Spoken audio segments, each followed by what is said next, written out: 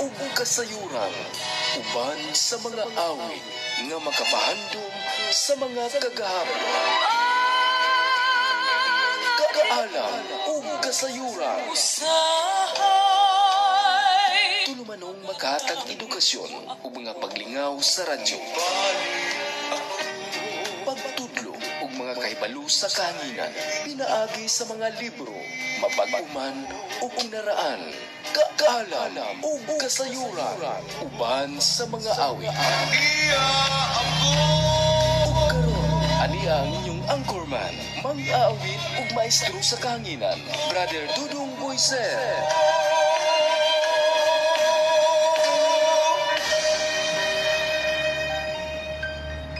Okay, maayong gabi sa tanan, no? Maayong gabi kaniyong tanan, labi na gid usab sa ako ang mga tinambalan na kaanhi karon. So niya nasab inyong igsuon Brother Dudong Boyser, usa ka mananambal binisaya. Ni ako karon na nambal diri sa may Purok 20, New Loon, Mintal, Davao City. So ako nang pahinumdom sa tanan katong dunay mga sakit ug balatian nga duol na to dire.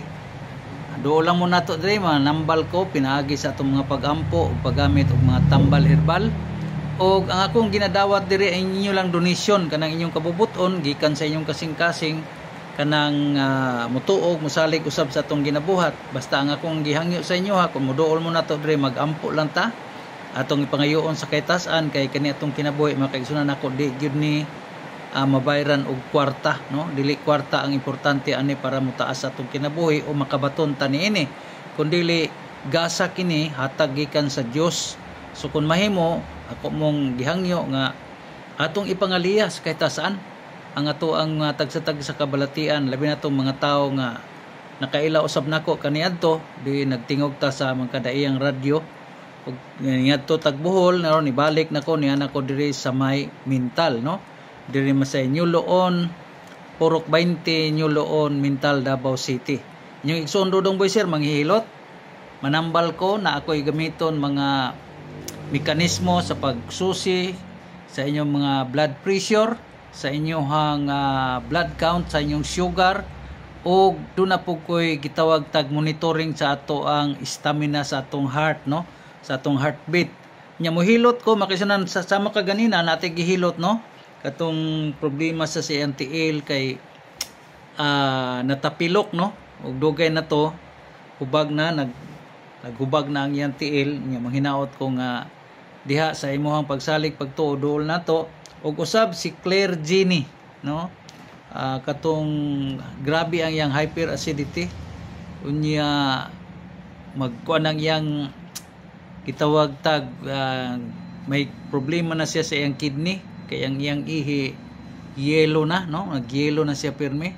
Na kung giingon nga do na gyud tay bantayanan sa atuang labi na problema nato sa kanang giingog UTI, urinary tract infection. So alang sa tanan unsa may inyohang buhaton kun pananglit, no? Katulang napulan katong nangita og mga matambal og binisaya. So ako mong gihangyo duol mo nato niya atong pamaagi sa pagpanambal. Kung ikaw nangita ka karon nya mutuo ka nga akong pagpanambal labi na atong giubanan og pulong, no? Nakita ninyo dire nga do na koy gamiton ng mga pagampo og pulong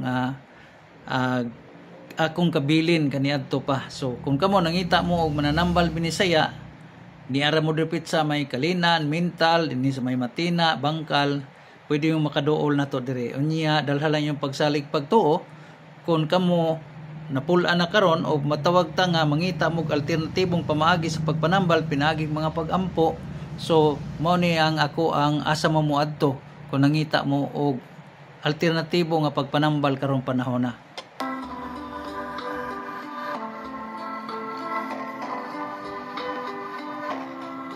Nangita ka ba og mananambal binisaya tungod kay wala ka maayo sa moderno ug siyentipiko nga pamaagi sa pagpanambal? Makikita ang pagpatambal ni Brother Dudong Boyser ang mananambal binisaya diyan sa Cebu sa Okay, so karon makaigsunan nako ni anak ko karon nanambal sa gitawag nato nga Mintal, no?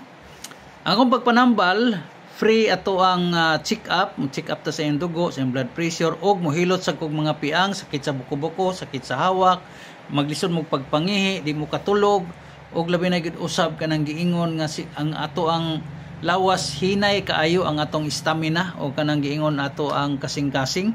So testingi ko ninyo dool, naara ko diri sa Purok 20 New Loon Mental, no, Davao City, diri sa may Mendoza family.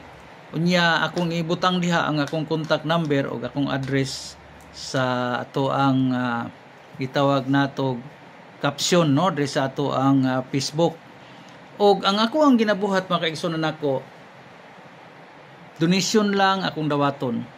Tinuod na ako ipainom niyo mga tambal, ako ray mananambal og binisaya nga pinadala og pulong apan doon ako ipainom ninyo. Doon ako ipakaon, doon ako ipainom, doon ako ipatumar ninyo mga tambal. Unya mohilot sad ko. Labi na tong mga bata nga balik-balik ang ubo, hilana, chip-on, may lisa-lisa og ang katong mga stroke survivor, no?